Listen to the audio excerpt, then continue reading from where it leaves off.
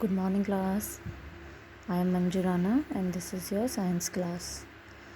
कल हमने क्या पढ़ा था? सोइंग यानी कि बीज को बोना। अभी तक हम दो प्रोसेस को पढ़ चुके हैं। सबसे पहले preparation of the soil and second is sowing यानी कि बीज बोना। और आज का हमारा टॉपिक है third step, adding manure and fertilizers यानी कि खाद और उर्वरक को मिलाना। मिट्टी में खाद और उर्वरक को मिलाना। सबसे पहले हमने मिट्टी को तैयार किया, उसमें बीजों को उगाया और उसके बाद अब हम खाद और उर्वरक उसमें डालेंगे। अब क्वेश्चन ये बनता है कि मैन्योर एंड फर्टिलाइजर्स होते क्या हैं? What is manure and fertilizers? Answer is the substances which are added to the soil in the form of nutrients for the healthy growth of plants are called manure and fertilizers। यानी कि वे पदार्थ which are added जो मिलाए जाते हैं to the soil मिट्टी में in the form of पोषक तत्वों के लिए हेल्दी ग्रोथ ऑफ प्लांट्स, जिससे कि प्लांट्स की जो है हेल्दी ग्रोथ हो सके, उन्हें हम मैन्योर और फर्टिलाइजर्स कहते हैं। यानी कि वे पदार्थ जिनको मिट्टी में उनके पोषक तत्वों को बनाए रखने के लिए या उनमें पोषक तत्वों को डालने के लिए मिलाया जाता है, जिससे प्लांट्स की ग्रोथ हेल्दी ग्रोथ हो सके, यानी कि प्लांट्स की अच्छी ग्रोथ हो सके, उन पदार्थों को मिलाते हैं, उन्हें हम मैन्योर और फर्टिलाइजर्स कहते हैं, यानी कि खाद और उर्वरक। अब हम दो वर्ड्स को पढ़ रहे हैं, मैन्योर एंड फर्टिलाइजर्स, खाद एंड उर्वरक। अब हम इन दोनों ही चीज़ों को मिलाते हैं जिससे कि हमारी सॉइल में न्यूट्रिएंट्स बने रहें और हमारे जो प्लांट्स हैं वो हेल्दी ग्रोथ करें। अब ये है कि मैन्योर और फर्टिलाइजर्स जब हम मिट्टी में मिलाते हैं तो ये दोनों ही चीज़ें मिलाते हैं, तो इन दोनों में क्या डिफरेंस है? क्या मैन्योर होते हैं, कैसे मैन्योर बनते हैं और कैसे फर्टिलाइजर्स बनते हैं, और इन दोनों में किसको ज़्यादा बेस्ट माना जाता है, उसके बारे में हम पढ़ेंगे।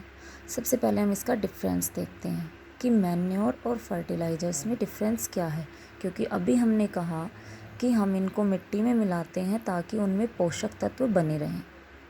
अब पोषक तत्व तो दोनों में ही होंगे अगर हम मैन्योर और फर्टिलाइजर्स मिला रहे हैं तो इनमें डिफरेंस क्या है, क्यों हम इन दो वर्ड्स को यूज़ कर रहे हैं, मैन्योर और फर्टिलाइजर्स। सबसे पहले हम इसका डिफरेंस देखते हैं। Difference between manure and fertilizers यानी कि खाद और उर्वरक में क्या डिफरेंस है, क्या अंतर है। Manure and fertilizers. सबसे पहले manure is a natural substance obtained by the decomposition of cattle dung and plants residues। यानी कि जो मैन्योर होता है, एक तो ये आपका प्राकृतिक पदार्थ होता है, नेचुरल सब्सटेंस होता है, जो हमें कहाँ से मिलता है? कैटल डंग, यानी कि जो पशु हैं उनके गोबर से। डंग आपको पता है गोबर को कहते हैं। कैटल्स के डंग से मिलता है, एंड प्लांट्स के रेसिड्यूज़ यानी कि जो प्लांट के जो अवशोषित जो पार्ट्स होते हैं उनसे मिलता है। यानी कि जो मैन्योर है that is a natural substance, ये मैन मेड नहीं है, इट्स अ नेचुरल यानी कि प्राकृतिक पदार्थ है। सेकेंड फर्टिलाइजर्स है। Fertilizers is a man made inorganic salt. ये क्या है? मैन मेड इनऑर्गेनिक सॉल्ट है, यानी कि मनुष्य द्वारा, ह्यूमन बींग्स द्वारा बनाया गया है। मैन्योर नेचुरल सब्सटेंस है, जबकि फर्टिलाइजर्स मैन मेड सब्सटेंस हैं, मैन मेड इनऑर्गेनिक सॉल्ट है। Second difference is that it can be prepared in the fields, यानी कि जो मैन्योर है उसको खेतों में तैयार किया जाता है। उसको कहाँ? खेतों में तैयार किया जाता है। Other side fertilizers can be prepared in factories, यानी कि जो फर्टिलाइजर्स हैं उनको हम फैक्ट्रीज़ में तैयार करते हैं। फील्ड्स में क्या तैयार होता है? मैन्योर एक नेचुरल सब्सटेंस है और इसको हम फील्ड्स में प्रिपेयर करते हैं, जबकि फर्टिलाइज़र्स आपके मैन मेड हैं और इनको प्रिपेयर करने के लिए फैक्ट्रीज़ की ज़रूरत पड़ती है। अब ये मैन मेड है तो इसको बनाने के लिए फैक्ट्रियों की ज़रूरत पड़ती है, और ये नेचुरल है, इसीलिए हम डंग्स को या प्लांट्स के रेजिड्यूज़ को हम डायरेक्ट फील्ड में डाल देते हैं और वहाँ पर ये अपने आप प्रिपेयर होता है। Next difference is manure provides a lot of humus to the soil, यानी कि जो मैन्योर्स होते हैं वो आपकी सॉइल को एक ह्यूमस प्रोवाइड कराते हैं। ठीक है, ह्यूमस जो होती है मिट्टी के लिए नेसेसरी एक गुड थिंग होती है, तो जो मैन्योर्स हैं वो ह्यूमस प्रोवाइड कराते हैं, but fertilizers do not provide any humus to the soil. लेकिन जो फर्टिलाइजर्स होते हैं वो मिट्टी को कोई ह्यूमस प्रोवाइड नहीं कराते हैं।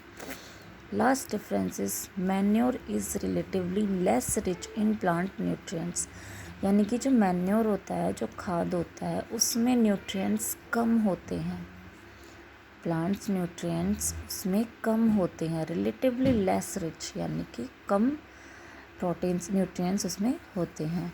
अदर साइड जो फर्टिलाइज़र्स हैं, fertilizers are very rich in plant nutrients, और जो फर्टिलाइज़र्स होते हैं उसमें प्लांट न्यूट्रिएंट्स बहुत ज़्यादा होते हैं, जैसे नाइट्रोजन, फास्फोरस एंड पोटेशियम। इसमें न्यूट्रिएंट्स ज़्यादा होते हैं, मैन्योर में न्यूट्रिएंट्स कम होते हैं। अब बात करते हैं, ये तो हमने देखा कि इसमें डिफरेंस क्या है।